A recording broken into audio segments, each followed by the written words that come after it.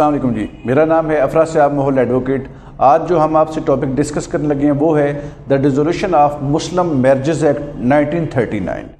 इस टॉपिक को हम डिटेल से डिस्कस करेंगे, लेकिन इससे पहले मैं आपको डाइवोर्स से मुतल्लिक बता दूं कि इसकी डिफरेंट कैटेगरीज़ हैं, इसके अंदर कौन कौन सी कैटेगरीज आती हैं, उनके बारे में सिर्फ आपको हम जो है वो ब्रीफली बताएंगे। इंशाल्लाह डिटेल जो लेक्चर है वो इस पर हम अलहदा से देंगे, क्योंकि आज हम आपको बेसिकली बताएंगे the dissolution of Muslim marriages act 1939। सबसे पहले क्लासिफिकेशन पर चलते हैं, क्लासिफिकेशन के बाद फिर हम एक्ट को डिस्कस करेंगे।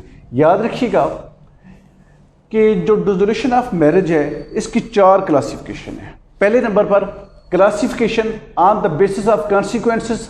अब कॉन्सिक्वेंसेस की हम बात करें तो जो डाइवोर्स है उसको 2 कैटेगरीज में तकसीम किया जाता है, रिवर्सिबल और इरिवर्सिबल। सेकंड जो कैटेगरी है वो है classification on the basis of prescribe forms. अब इसके अंदर तलाक़ी सुन्नत और तलाक़ी बिद्दत आती है। इसके बाद जो थर्ड क्लासिफिकेशन है वो है classification on the basis of parties consent. अब इसमें 3 जाती हैं, तलाक जो हस्बैंड देता है, उसके बाद मुबारात जो म्यूचुअल कंसेंट से होती है, खुला जो वाइफ की तरफ से होती है। इसके बाद जो 4 कैटेगरी है वो है हमारे पास अदर काइंड्स ऑफ डाइवोर्स। अब अदर काइंड्स ऑफ डिवोर्स के अंदर इला आता है, ज़िहार, लियान और जुडिशियल डाइवोर्स। अब आज का जो हमारा टॉपिक है वो भी ये है जुडिशियल डाइवोर्स। अब इसमें जब वाइफ जो है बेसिकली जब खुला लेने जाती है, अब इसको जो एक्ट डील करता है वो है the dissolution of Muslim marriages act 1939। अब इसमें कौन कौन सी वो ग्राउंड्स हैं वो आज हम डिटेल से डिस्कस करेंगे और कौन कौन से लॉ जो हैं इसके लिए रेलिवेंट हैं। देखिए, अब सबसे पहले तो आपने मुस्लिम फैमिली लॉ ऑर्डिनेंस 1961 देखना है, वहाँ पर तलाक का जो है बाकायदा सेक्शन भी है। उसके बाद इसके साथ जो दूसरा रेलिवेंट लॉ है वो है मुस्लिम फैमिली कोर्ट एक्ट 1964। क्योंकि हम जब भी दवाजात जो है वो करते हैं, खुला के लिए हम करते हैं, तो याद रखिएगा अब 1939 की हम जो है वो ग्राउंड्स लेते हैं जो इस एक्ट के अंदर मौजूद हैं, लेकिन याद रखिएगा हमें मुस्लिम फैमिली कोर्ट एक्ट 1964 जो है वो हमें डिटेल से पढ़ना पड़ता है। तो आइए चलते हैं, आज का जो हमारा मेन टॉपिक है वो है the dissolution of Muslim marriages act 1939। अब इस एक्ट में मैं आपको कुछ 2-3 चीज़ें जो अहम है वो आपको बता दूं कि जो इसकी इन्फोर्समेंट डेट है वो है 17 मार्च 1939। उसके बाद नेक्स्ट इसमें मैं आपको बता दूं कि जो सेक्शन 1 है, सेक्शन 1 कहता है शार्ट टाइटल एंड एक्सटेंट। अब ये एक्ट जो है इसका नाम होगा the dissolution of Muslim marriages act 1939 और it extend to whole of Pakistan. इसके बाद आता है जी grounds for decree for dissolution of marriage section 2। Very very important section, क्योंकि एग्जाम में ये सवाल जो है बार बार पूछा जाता है, इसमें कौन कौन सी ग्राउंड्स हैं वो आज हम आपको बताएंगे। पहले नंबर पर आपने एक बात याद रखनी है, जो इसके अंदर पहली ग्राउंड है वो ये है कि जहाँ पर हस्बैंड का पता ना हो 4 साल से कि वो कहाँ पर है।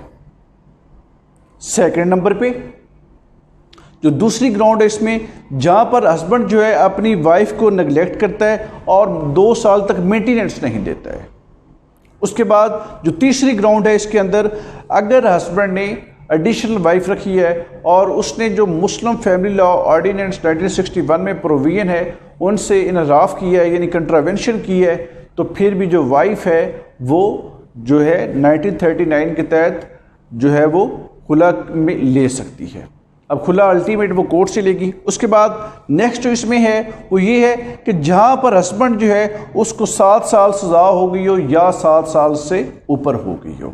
उसके बाद नेक्स्ट ग्राउंड जो इसमें है वो ये है कि हस्बैंड जो है 3 साल से अपनी मैरिटल ओब्लिगेशन जो है उनको सर अंजाम नहीं दे रहा है। फिर जो नेक्स्ट इसमें 5 ग्राउंड आती है वो ग्राउंड ये है कि हस्बैंड जो है मैरिज के टाइम जो है वो इम्पोर्टेंट था और स्टिल जो है इम्पोर्टेंट है।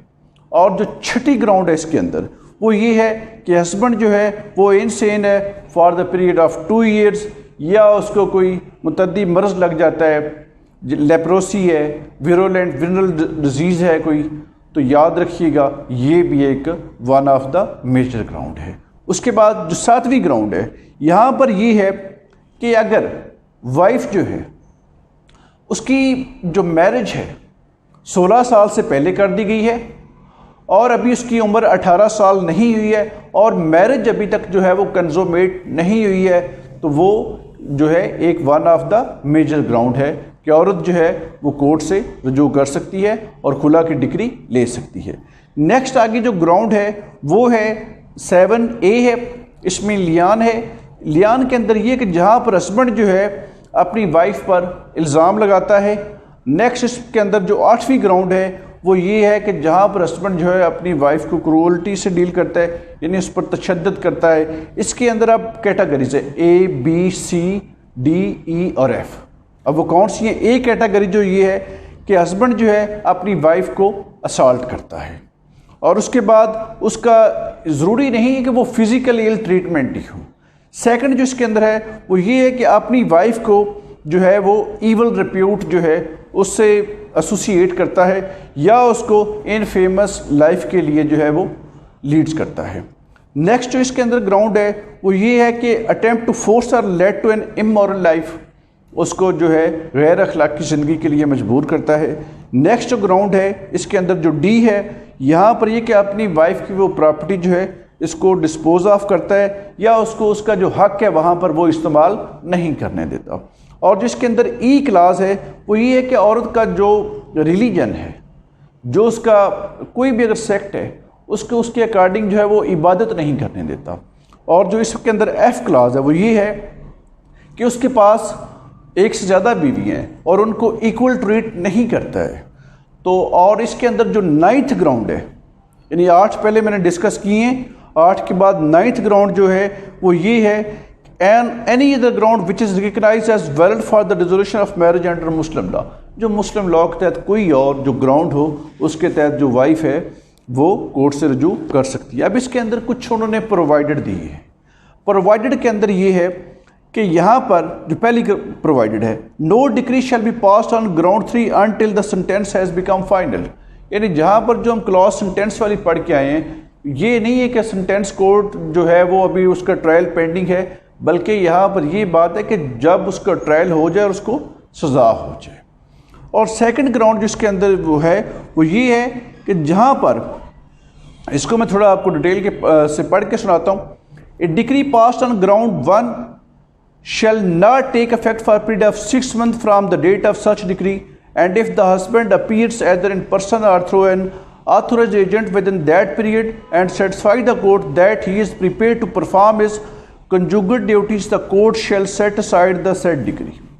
جہاں پر ہسبینڈ خود آ جاتا ہے، ایک سرٹن جو پیریڈ اس کے اندر انہوں نے دیا ہوا 6 منتھ کہ وہ 6 منتھ کے اندر آ جاتا ہے، تو یاد رکھیے گا پھر جو وہ کورٹ کی آرڈر ہوتا ہے وہ سیٹ اسائڈ ہو جاتا ہے۔ نیکسٹ اس کے اندر کلاس سی ہے، وہ یہ ہے سی پرووائڈڈ۔ اب before passing a degree on ground 5 the court shall on application by the husband makes an order requiring the husband to satisfy۔ اب یہ امپورٹنٹ سے ریلیٹڈ کلاس ہے جس میں اگر وہ کورٹ کو سیٹسفائڈ کر دیتا ہے کہ وہ اب ٹھیک ہے، تو یاد رکھیے گا پھر بھی جو ڈگری پاس ہوئی ہوتی ہے وہ سیٹسفائڈ جو ہے وہ سیٹ اسائڈ کر دی جاتی ہے۔ یہ ہمارا سیکشن جو 2 تھا، یاد رکھیے گا یہ بہت ہی اہم سیکشن ہے۔ اس کے بعد جو سیکشن 3 آتا ہے، سیکشن 3 جو ہے وہ نوٹس کی بات کرتا ہے کہ جہاں پر ویئر اباؤٹس ہسبینڈ کا نہیں پتہ ہوتا کہ وہ کہاں پر ہے، وہاں پر آپ نے پارٹیز کس کس کو بنانا ہے، وہ سارے جو ہیں وہ سیکشن 3 میں مینشن ہے۔ اس کو میں تھوڑا سا پڑھ بھی دیتا ہوں۔ In a suit to which class 1 of section 2 applies, the names and addresses of the persons who would have been heirs of the husband under Muslim law if he had died on the date of the filing of the plaint shall be stated in the plaint. Next, notice of the suit shall be served on such person and such person shall have the right to be heard in the suit, provided that paternal uncle and brother of the husband, if any, shall be cited as a party even if he or they are not heirs۔ یعنی paternal uncle اور brother کی بات کی گئی کہ ان کو بھی party بنایا جائے گا۔ پھر سیکشن آتا ہے 4 کہ افیکٹ آف کنورشن ٹو اندر فیتھ کیا ہوگا۔ یاد رکھیں کہ اگر کوئی جو ہے اس لاء کے تحت اگر کوئی مسلم جو ہے، مسلم فیمیل جو ہے وہ اپنا ریلیجن چینج کرتی ہے، تو یہ نہیں کہ اس کی میرج جو ہے وہ ڈیزولو ہو جائے گی۔ یاد رکھیے گا وہ ڈیزولو نہیں ہوگی، اس کے لیے باقاعدہ جو ہے وہ کورٹ سے رجوع کرنا پڑے گا اور یاد رکھیے گا یہ جو کلاسز ہیں، اگر کوئی عورت جو ہے وہ کسی اور ریلیجن سے مسلم ہوئی ہے اور پھر اپنا دوبارہ وہی ریلیجن اس نے اڈاپٹ کیا ہے تو اس پر یہ لا اپلائی نہیں ہوگا۔ یہ تھا آج کا ہمارا ٹاپک۔ انشاءاللہ ہم نیکسٹ کسی اور ٹاپک کے ساتھ حاضر ہوں گے۔ مجھے اپنی دعاؤں میں یاد رکھیے گا۔ اللہ حافظ۔